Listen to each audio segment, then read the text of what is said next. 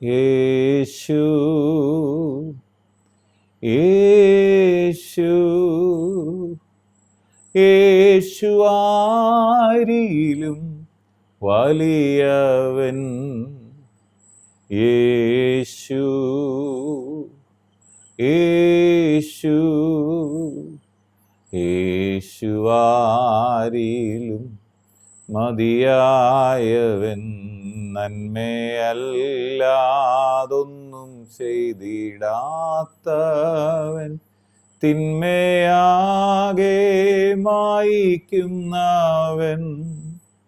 പാപമെല്ലാം അകറ്റുന്നവൻ, പുതുജീവൻ എന്നിൽ പകരുന്നവൻ. യേശു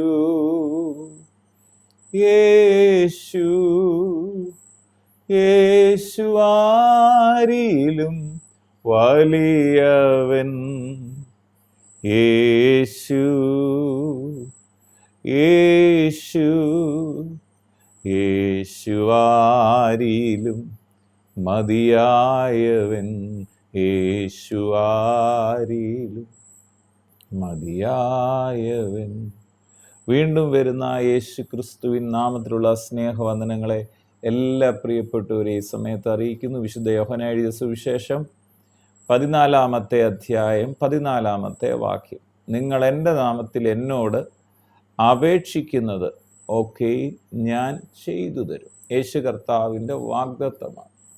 ആരുടെ നാമത്തിലാണ് പ്രാർത്ഥിക്കേണ്ടത്? ചോദിക്കുക എന്നുള്ളത് ഇത് പ്രാർത്ഥനയെക്കുറിച്ചാണ് പറയുന്നത്. നമ്മൾ ദൈവത്തോടൊരു കാര്യം ചോദിക്കുക എന്ന് പറഞ്ഞാൽ നമ്മളത് പ്രാർത്ഥനയാണ്. ദൈവത്തോട് എന്ന് പറഞ്ഞാൽ നമ്മളെ കൊണ്ട് ചെയ്യാൻ കഴിയാത്ത കാര്യങ്ങൾ, അസാധ്യമായ വിഷയങ്ങൾ നമ്മൾ ദൈവം മുമ്പാകെ സമർപ്പിക്കും. ദൈവത്തോട് പറയും. പ്രാർത്ഥനയിലൂടെ ദൈവത്തോട് സംസാരിക്കുക. അതിന് പ്രാർത്ഥന എന്നാണ് പറയുന്നത്. മനുഷ്യരോട് പറഞ്ഞാൽ നമ്മൾ ചോദിക്കുക എന്ന് വേണേൽ പറയാം. പക്ഷെ ദൈവത്തോട് ചോദിക്കുമ്പോൾ അതൊരു പ്രാർത്ഥനയാണ്. അവിടെ പറയാണ് അതിനകത്ത് സ്തോത്രവും ലഭിച്ചതിനുള്ള നന്ദിയും എല്ലാം അതിനകത്ത് അടങ്ങിയിരിക്കുന്നു. എന്ന് പറഞ്ഞാൽ മനുഷ്യരോട് ചോദിക്കുമ്പം പലതും മറുപടി ലഭിക്കാതെ വരും. ദൈവത്തോട് ചോദിക്കുമ്പോൾ മറുപടി ലഭിക്കും എന്നുള്ളത് കൊണ്ടാണ്. അതിന് നന്ദിയോടെ പറഞ്ഞാണ് പ്രാർത്ഥന നമ്മൾ സമാപിപ്പിക്കുക. ഇവിടെ യേശു ക്രിസ്തുവിൻ്റെ നാമത്തിൽ ചോദിക്കുന്നത്, യേശു തന്നെ പറയാണ്, എൻ്റെ നാമത്തിൽ നിങ്ങൾ ചോദിക്കുന്നത് അപേക്ഷിക്കുന്നത് ഒക്കെയും എന്ന് പറഞ്ഞാൽ എന്തൊക്കെ നമ്മൾ ചോദിക്കുന്നു അത് ഞാൻ ചെയ്തു തരും. അതിന് 13-ാം വാക്യം കൂടെ വായിക്കും. പറയാം, നിങ്ങൾ എൻ്റെ നാമത്തിൽ അപേക്ഷിക്കുന്നതൊക്കെയും പിതാവ് പുത്രനിൽ മഹത്വപ്പെടേണ്ടത് ഞാൻ ചെയ്തു തരും. എന്തിനാ അത് ചെയ്തു തരുന്നത്? പിതാവാം ദൈവം യേശു ക്രിസ്തുവിൽ മഹത്വപ്പെടേണ്ടതിന് യേശുവിൻ്റെ നാമത്തിൽ എന്ത് ചോദിച്ചാലും യേശു അത് ചെയ്തു തരും. എൻ്റെ 12-ാം വാക്യം അതിൽ നമുക്ക് വായിക്കാം. ആമീൻ ആമീൻ ഞാൻ നിങ്ങളോട് പറയുന്നു, ഞാൻ ചെയ്യുന്ന പ്രവൃത്തി എന്നിൽ വിശ്വസിക്കുന്നവനും ചെയ്യും. ഞാൻ പിതാവിൻ്റെ അടുക്കൽ പോകുന്നത് കൊണ്ട് അതിൽ വലുതും അവൻ ചെയ്യും. യേശു കർത്താവ് പിതാവിൻ്റെ അടുക്കൽ പോകുന്നത് കൊണ്ട് അതിലും വലിയ കാര്യങ്ങൾ ചെയ്യും. എന്നിട്ടാ പറഞ്ഞ, ഞാൻ എൻ്റെ നാമത്തിൽ അപേക്ഷിക്കുന്നതൊക്കെയും പിതാവ് പുത്രനിൽ മഹത്വപ്പെടേണ്ടതിന് അത് ഞാൻ ചെയ്തു തരും. അപ്പോസ്തലന്മാർ നമുക്കറിയാം, സുന്ദരം എന്ന ദേവാലയ ഗോപുരത്തിന് മുമ്പിൽ ഭിക്ഷ യാചിച്ചവൻ്റെ അടുത്ത് ചെന്നിട്ട് അവർ പറയുന്നൊരു കാര്യമുണ്ട്. അപ്പോസ്തല പ്രവൃത്തിയിൽ പറയാണ്, അവർ ചോദിക്കുകയാണ്, ഞങ്ങളെ നോക്കാൻ പറഞ്ഞു. അപ്പോൾ അഭിഷേകക്കാരൻ അവരെ നോക്കിയാണ്. അവരൊരു മനസ്സോടുകൂടെ നോക്കി. അവരെ നോക്കാൻ പറഞ്ഞപ്പോൾ ഒരു മനസ്സോടെ നിൽക്കുന്ന പത്രോസിനെയും യോഹന്നാനെയും അവർ നോക്കുക മാത്രമല്ല, പത്രോസ് അവരോട് പറയുകയാണ്. അപ്പോൾ അവൻ്റെ നോട്ടത്തിൻ്റെ ആഗ്രഹം എന്തെങ്കിലും ലഭിക്കുമെന്നുള്ളൊരാഗ്രഹത്തോടും അവൻ നോക്കുന്നത്. അപ്പോൾ അവർ പറയാണ്, വെള്ളിയും പൊന്നും ഒന്നും ഞങ്ങൾക്ക് തരാനില്ല. ഇങ്ങനെയാണ് ഭാഗം. ഒരിക്കൽ പത്രോസ് യോഹന്നാനും 9-ാം മണി നേരം പ്രാർത്ഥനാ സമയത്ത് ദേവാലയത്തിലേക്ക് ചെല്ലുമ്പോൾ അമ്മയുടെ ഗർഭം മുതൽ മുടന്തനായ ഒരാളെ ചിലർ ചുമന്നുകൊണ്ടുവന്നു. അവനെ ദേവാലയത്തിൽ ചെല്ലുന്നവരോട് ഭിക്ഷ യാചിപ്പാൻ സുന്ദരം എന്ന ദേവാലയ ഗോപുരത്തിങ്കൽ ദിനം പ്രതി ഇരുത്തുമാറുണ്ട്. അവൻ പത്രോസും യോഹന്നാനും ദേവാലയത്തിൽ കടപ്പാൻ പോകുന്നത് കണ്ടിട്ട് ഭിക്ഷ ചോദിച്ചു. പത്രോസ് യോഹന്നാനോടുകൂടെ അവനെ ഉറ്റുനോക്കി, ഞങ്ങളെ നോക്കൂ എന്ന് പറഞ്ഞു. അവർ വല്ലതും കിട്ടുമെന്ന് കരുതി അവനെ സൂക്ഷിച്ചു നോക്കി. അപ്പോൾ പത്രോസ് പറയണ, വെള്ളിയും പൊന്നും എനിക്കില്ല, എനിക്കുള്ളത് നിനക്ക് തരുന്നു. നസ്രേനാം യേശു ക്രിസ്തുവിൻ്റെ നാമത്തിൽ നടക്കാമെന്ന് പറഞ്ഞു. യേശു ക്രിസ്തുവിൻ്റെ നാമത്തിൽ നടക്കാമെന്ന് പറഞ്ഞു. അപ്പോൾ എന്താ സംഭവിക്കുന്നത്? ഈ നാമം ഇവിടെ ഉപയോഗിച്ചപ്പോൾ യേശു ക്രിസ്തു പറയാണ്, എൻ്റെ നാമത്തിൽ നിങ്ങൾ ചോദിക്കുന്ന മുഴുവൻ ഞാൻ ചെയ്തു. ഇവിടെ ഒരു മനസ്സോടെ ഇവർ ചോദിക്കുകയാണ്. എന്താണ് ചോദിക്കുന്നത്?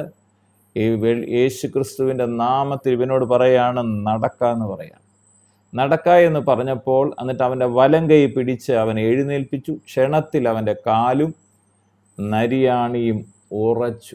അവൻ കുതിച്ചെഴുന്നേറ്റ് നടന്നും തുള്ളിയും ദൈവത്തെ പുകഴ്ത്തിയും കൊണ്ട് അവരോടുകൂടെ ദേവാലയത്തിൽ കടന്നു. അവൻ നടക്കുന്നതും ദൈവത്തെ പുകഴ്ത്തുന്നതും ജനമൊക്കെയും കണ്ടു. ഇവൻ സുന്ദരം എന്ന ദേവാലയ ഗോപുരത്തിങ്കൽ ഭിക്ഷ യാചിച്ചുകൊണ്ടിരുന്നവനെന്നറിഞ്ഞ് അവനെക്കുറിച്ച് സംഭവിച്ചതിനെക്കുറിച്ച് വിസ്മയവും പരിഭ്രമമുള്ളവരായി തീർന്നു. ഇവിടെ ഇവർ പറഞ്ഞ ഒരു പ്രധാനപ്പെട്ട കാര്യം, ഇവർ പ്രാർത്ഥനയുടെ പ്രധാനപ്പെട്ട വിഷയം ഇവരുപയോഗിച്ചത് യേശുവിൻ്റെ നാമമാണ്.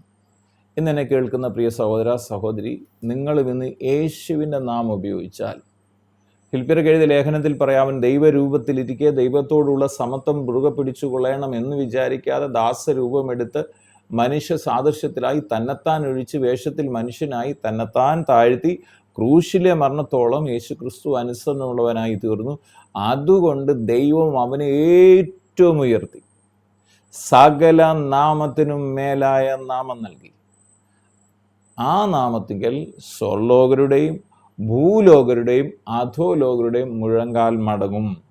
എല്ലാ നാവും പിതാവിൻ്റെ മഹത്വത്തിന് വേണ്ടി യേശുവിനെ കർത്താവെന്ന് വിളിക്കേണ്ടി വരും. അപ്പോൾ ഒരു കാര്യം ഓർക്കണം, എല്ലാ മുഴങ്കാലും യേശുവിൻ്റെ നാമത്തിന് മുമ്പിൽ മടങ്ങും.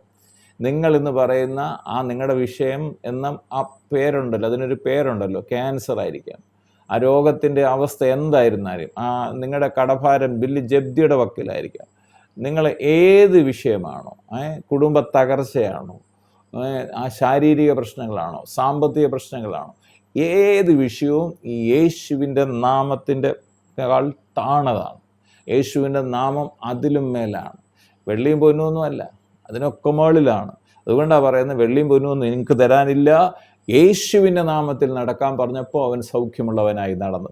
അങ്ങനെയെങ്കിൽ ഇന്ന് എന്നെ കേൾക്കുന്ന പ്രിയ സഹോദര സഹോദരി, നിങ്ങളുടെ വിഷയം ഇന്നും നീങ്ങിപ്പോകും, നിങ്ങൾ സൗഖ്യമാകും, നിങ്ങൾ വിടുതലാവും, നിങ്ങൾ അനുഗ്രഹിക്കപ്പെടും യേശുവിൻ്റെ നാമത്തിൽ. യേശുവിൻ്റെ നാമം ഉപയോഗിക്കുമ്പോൾ അത്ഭുതം നടന്നിരിക്കും. ഇവിടെ പറയാണ്, നിങ്ങൾ എൻ്റെ നാമത്തിൽ അപേക്ഷിക്കുന്നതൊക്കെയും, ഇത് ആരുടെ വാഗ്ദത്തമാണ്? സർവശക്തനായ ദൈവത്തിൻ്റെ പുത്രൻ്റെ വാഗ്ദത്തമാണ്. ഈ സകല അധികാരമുള്ളവൻ്റെ വാഗ്ദത്തമാണ്.